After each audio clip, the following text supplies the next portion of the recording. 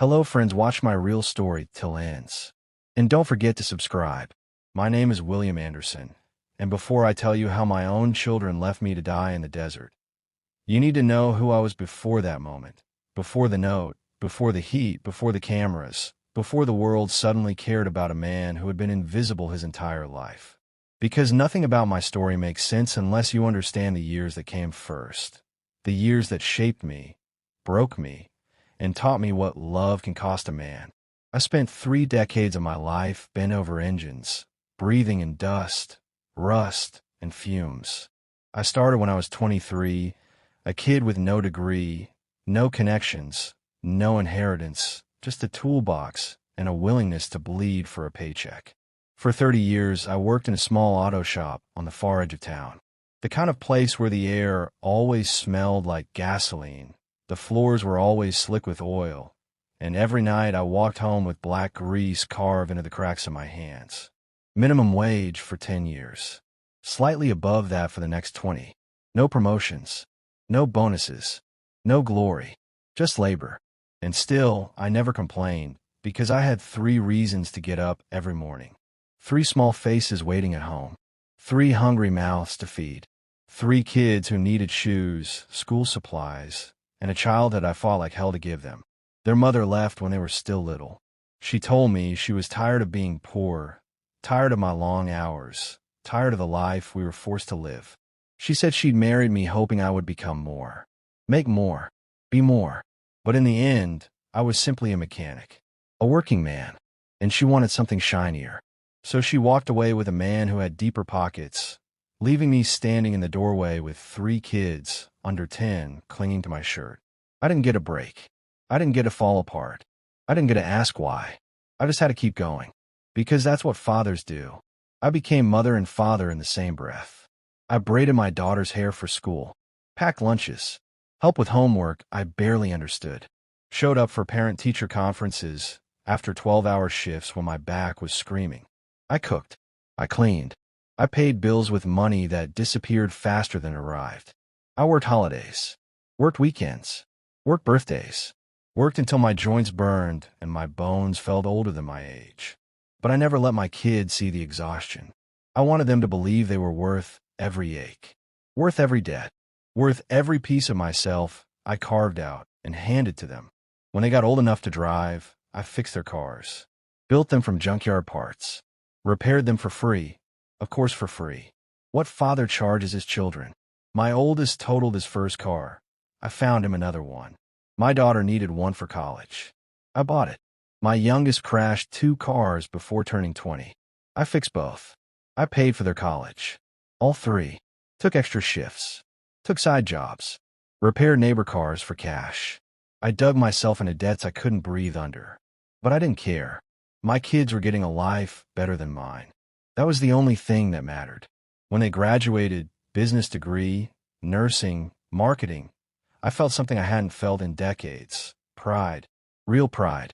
I thought maybe, finally, the hardest years were behind me. When they got married, I paid for that too. My oldest wanted a grand wedding. 200 guests. Open bar. Ridiculous venue. $20,000 I did not have. My daughter wanted a destination wedding in Mexico. 15,000 more. My youngest kept it small, but small still meant I had to take another loan. They smiled. They danced. They started their new lives. And I told myself it was worth it. All of it. I told myself they would remember. That when my body finally gave out, and it did, they would be there. That when retirement hit me like a punch and my income collapsed into a pathetic check from Social Security, they would help. I thought one of them would say, "Dad, come live with us. We've got you now." But life has a cruel way of revealing truths you never want to face. When I asked for help, their excuses came dressed in pretty words. "We're busy. We have our own families now. We can't afford it." They said that last one a lot. They couldn't afford it, suddenly. But they could afford vacations, new cars, houses with marble countertops and backyard pools.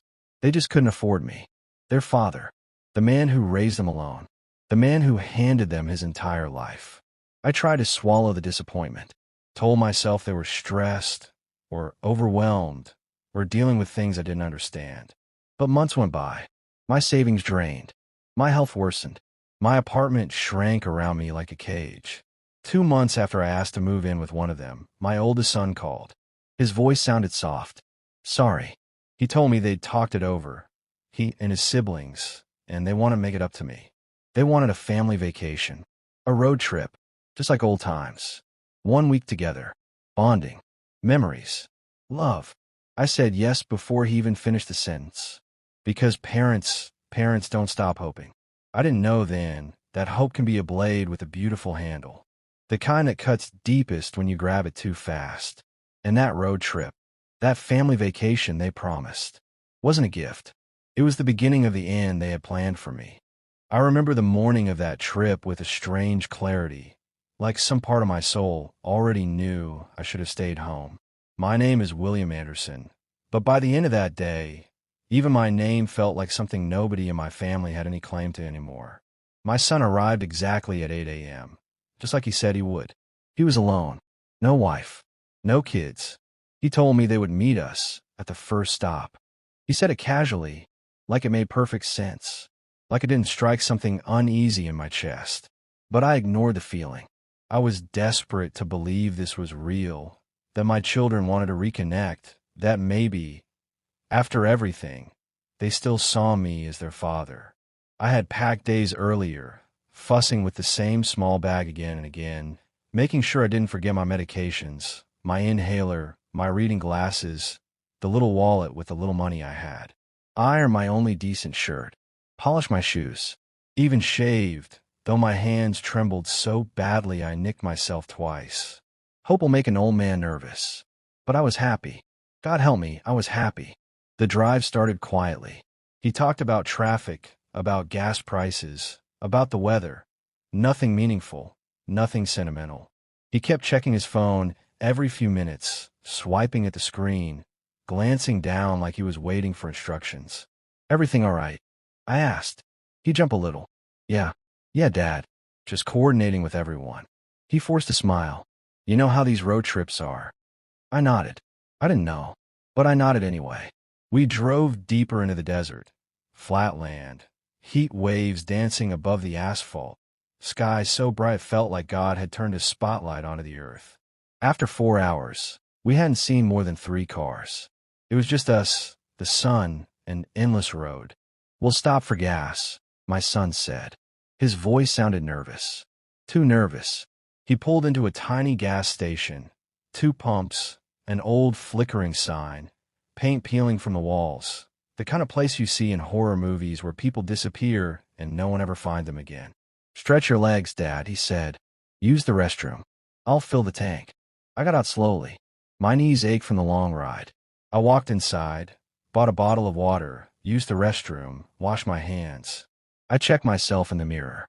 I looked tired but hopeful. It couldn't have been more than 10 minutes. Maybe 15. When I stepped outside, the sun hit me so sharply I had to blink. And then, something felt wrong. Terribly wrong. The parking lot was empty. No car. No sun. No bags. Just dust swirling in the heat. I walked out farther, shading my eyes with my hand. Maybe he parked around the side. Maybe he was pulling in again. Maybe. But the lot was empty, in all directions. Completely empty. Michael. I called. My voice cracked. Nothing. Mike. The second call hurt my throat. Silence. Just the low hum of desert air. I took one hesitant step toward where the car had been parked. That's when I saw it. My phone. Lying on the curb. The screen cracked. The SIM card tray slightly open, empty. My son had taken the card out. My hand shook as I picked it up. I couldn't breathe. Then I noticed a folded piece of paper tucked under the phone. At first, a stupid thought crossed my mind. Maybe this is a joke. Maybe this is part of the trip. Maybe he. But when I opened the note, the world stopped. It was written in my son's handwriting. His handwriting. My boy's handwriting. The same boy whose first-grade teacher once told me he held his pencil wrong. The note said, Dad, we can't afford to take care of you anymore. We all agreed this is best. You need to figure things out on your own. We're sorry. Goodbye. That was it. No explanation. No kindness. No plan. Just a goodbye written like a receipt. I read it again. Then again. My knees gave out. I sat right there on the blazing asphalt, holding the note in one hand, my destroyed phone in the other. I don't know how long I sat like that. Minutes. Hours. It all blurred. Every year of my life. The decades of work. The nights I skipped dinner so my kids could eat. The loans I took out. The weddings I paid for. The cars I fixed. The dreams I sacrificed.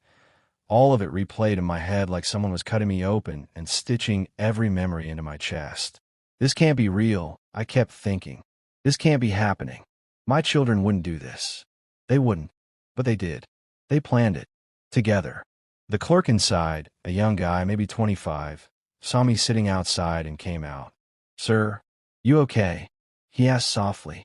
"My family left me." I whispered. He froze. "Left you?" I nodded. I handed him the note. His eyes widened. Then he whispered the same words every person would say for months afterward. "Damn, that's messed up." He tried to help. He really did. He gave me an old charger. He let me sit inside for a few minutes. But the payphone outside was dead. My SIM card was gone. There was no Uber, no taxi, no bus, no town within 40 miles. It was the desert, and I was 73, and my children had left me to die. The first night was cold beyond anything I imagined. Desert cold isn't like regular cold. It settles into your bones, gnaws at your joints, steals your breath. I huddled behind the gas station, leaning against the wall, shaking so violently my teeth hurt. I didn't sleep, not even for a minute. I just thought about my kids, about their faces, their laughter, their weddings, their childhood birthdays, their first words. Every moment felt like someone was carving pieces out of me. By morning, I was dehydrated, weak, dizzy. I bought a bottle of water with what little money I had. The next clerk, a stern older woman, didn't care about my story. She rang me up, pointed to the cooler, and moved on. By the second day, the heat felt like punishment. I sat outside because I wasn't allowed inside for long. I rationed water. I ate a $2 hot dog. I counted my remaining money. $40. Then 38. Then 35. By the third day, I started to smell like the ground. Sweat, dust, dirt. I felt hollow, like something vital had drained out of me. The younger clerk, Ethan, his tag said, brought me food again. "Man, I still can't believe they did that to you," he said. I didn't answer. What do you say when your whole life betrays you? That afternoon, I found myself staring at my reflection in a car window. I didn't recognize him. The man looking back at me wasn't a father. He was just a tired, abandoned old stranger. By the fourth day, I stopped hoping someone would help me. Stopped hoping my kids would come back. Stopped hoping the world would give me anything except the ending they chose for me. I remember whispering into the dirt, maybe they were right. Maybe I'm a burden. Maybe this is where I'm supposed to end. And as if the universe had been waiting for that moment, just as I gave up, the clerk walked out holding a scratch-off ticket. "Hey, someone left this," he said.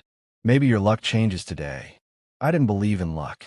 But that ticket, held in my filthy hands, that tiny piece of paper, it was the spark that would burn the world my children built. And on that fourth day, the same day they likely assumed I'd already died beneath the desert sun, my life took a turn they never saw coming. A turn that would make sure they would never touch me again, and never touch a cent of the life I was about to inherit. By the morning of the fourth day, I was no longer a man. I was a shadow sitting in the heat, waiting for my body to shut down. My name is still William Anderson, but at that point, I didn't feel like I belonged to any name at all. Maybe that's what being abandoned does. Maybe it strips you of identity before it strips you of life. I remember staring at the ground, watching ants crawl around the base of the gas pump, wondering if the next person who found me would even bother to ask my name before calling the coroner. It wasn't fear. It wasn't anger. It was emptiness. Pure, colorless emptiness. I had run out of tears, run out of energy, run out of will. And that's exactly when something changed. The clerk, Ethan, stepped outside, wiping his hands on his apron. He looked at me like he was studying a dying animal he didn't know how to save. In his hand, he held a small rectangle, bright-colored, glossy, a scratch-off lottery ticket. "Hey, old man," he said softly, trying to sound casual. "Someone forgot this inside. Maybe try your luck. Luck. The word felt stupid. Pointless.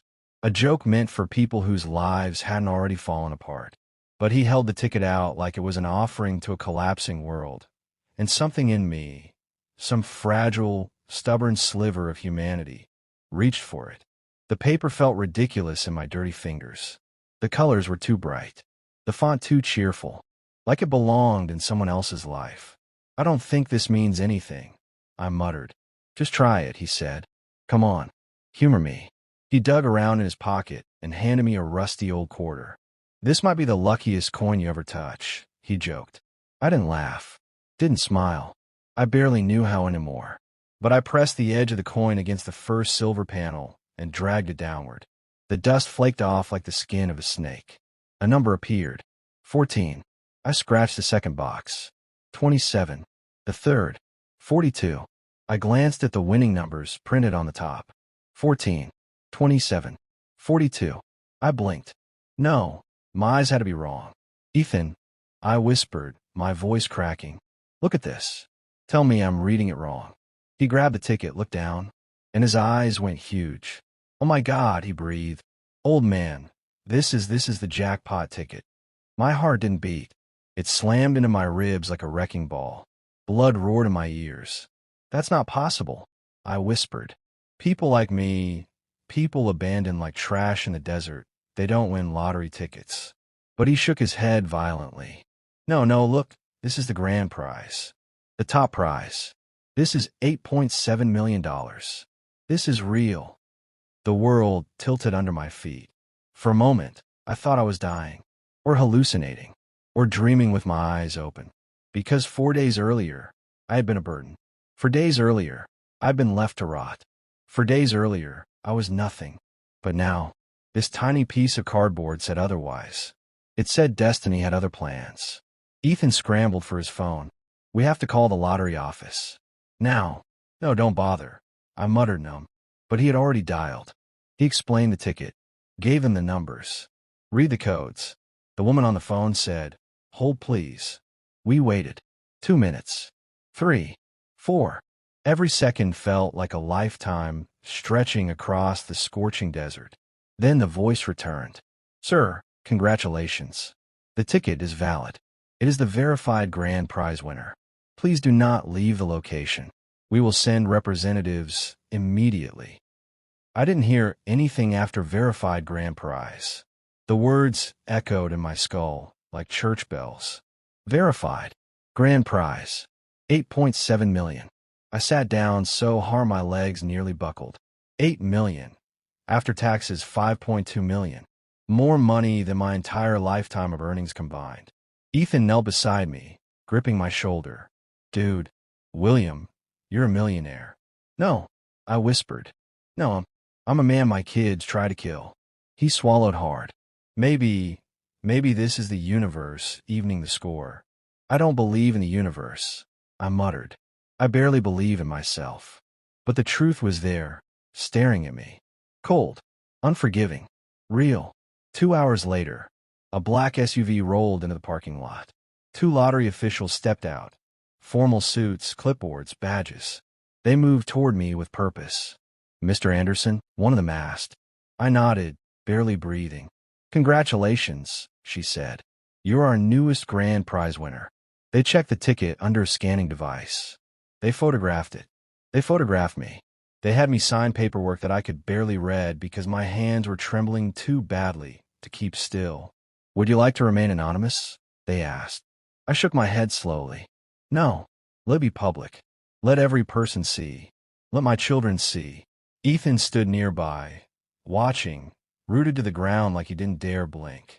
Within an hour, news vans showed up. 3 of them. Cameras. Reporters. Boom mics. Bright lights. The officials handed me one of those oversized ceremonial checks with $8,700,000 written across it in bold print. As the cameras flashed, I felt something rise inside me, something I hadn't felt in decades. Not revenge, not pride, not triumph, justice. Finally, after a lifetime of sacrifice and a week of abandonment, justice. The reporters swarmed me. How do you feel? Blessed, I said. What will you do with the money? I'll help the people who were kind to me. The crowd murmured. Where are you from, sir? I looked straight into the camera. I was abandoned here 4 days ago by my own children, I said. They left me with nothing but a cracked phone and a note. A silence fell so sharp it could cut glass. Someone whispered, "Oh my God." Another reporter, voice trembling, asked, "Why would your children do that?" They said I was too expensive, I replied. They said taking care of me was a burden. The air shifted. The tone changed. The story deepened. Ethan stood behind me, holding back tears. He was the only one in 4 days who had shown me any humanity. When the interviews ended, I walked up to him.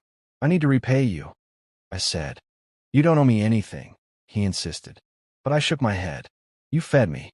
You gave me water. You brought me hope when I had none. You gave me the ticket that saved my life."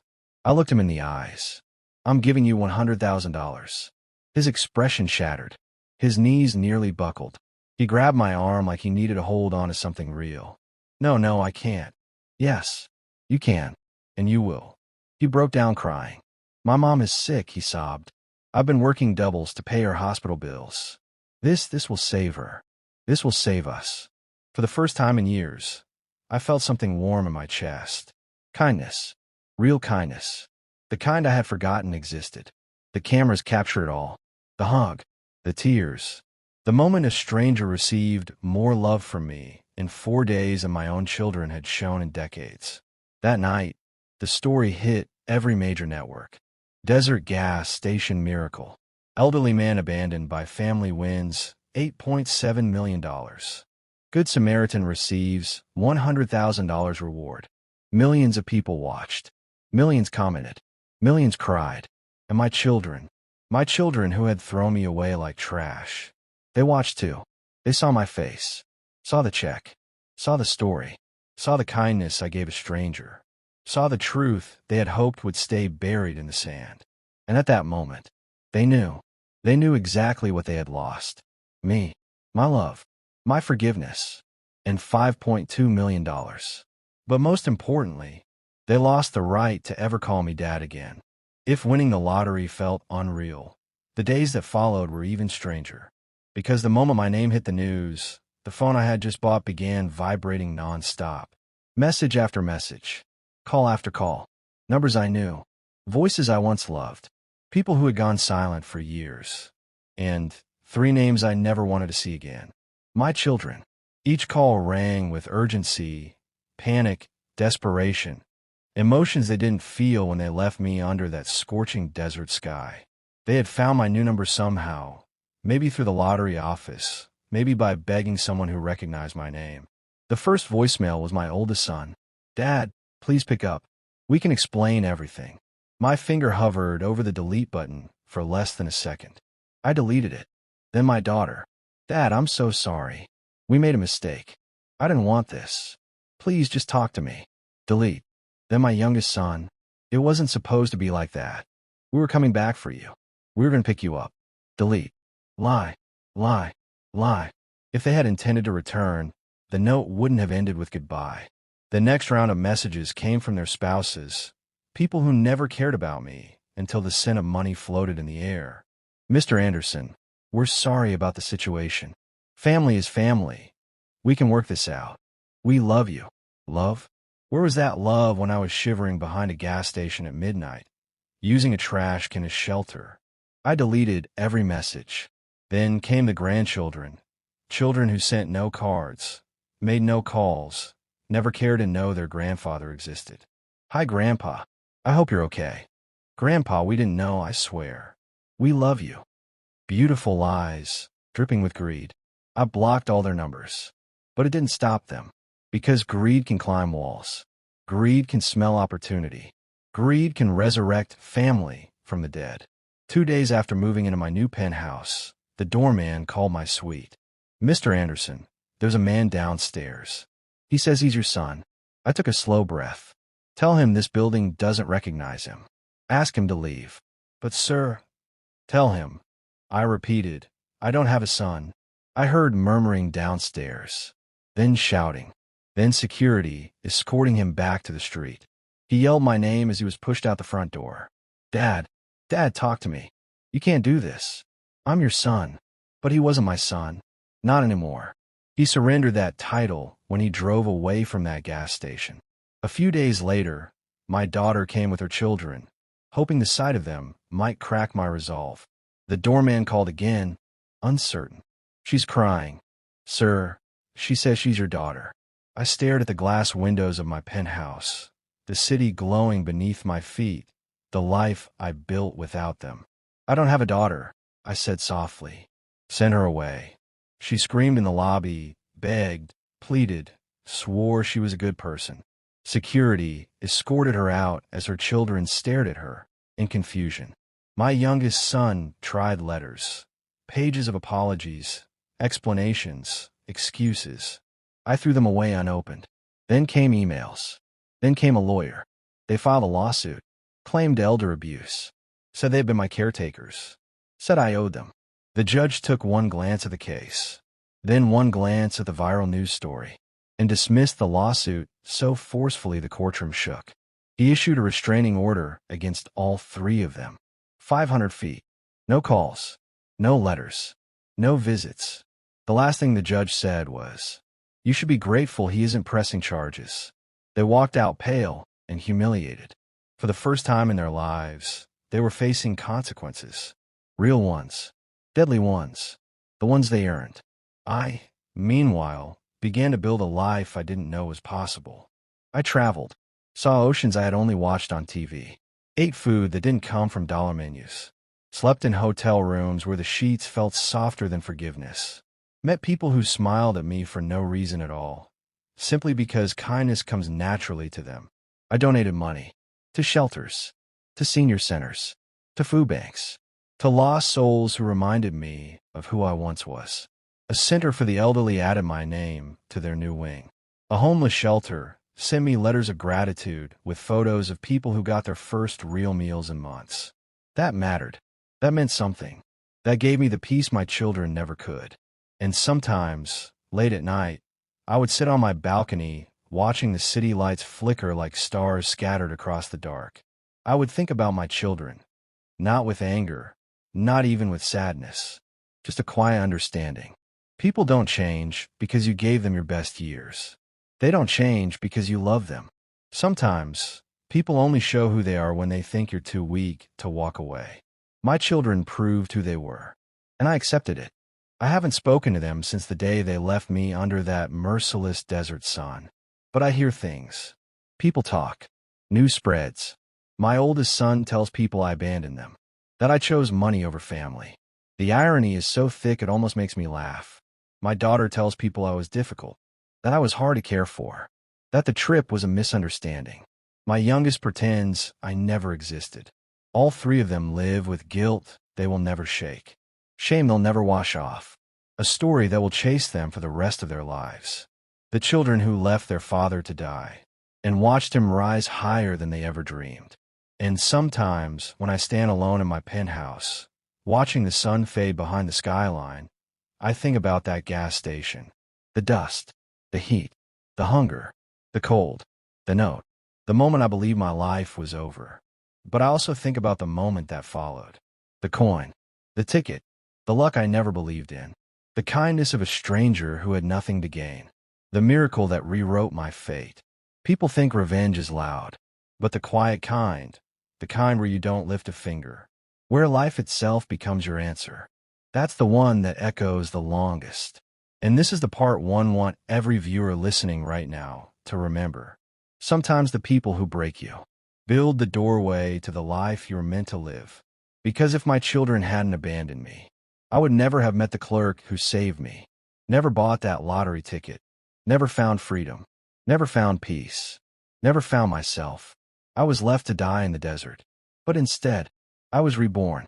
And my children, they didn't just lose a father. They lost the only man who ever loved them without conditions. They lost the inheritance they once assumed would be theirs. They lost access to the life they thought they could control.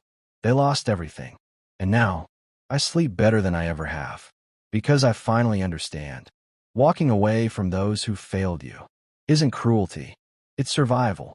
It's justice. It's freedom. And freedom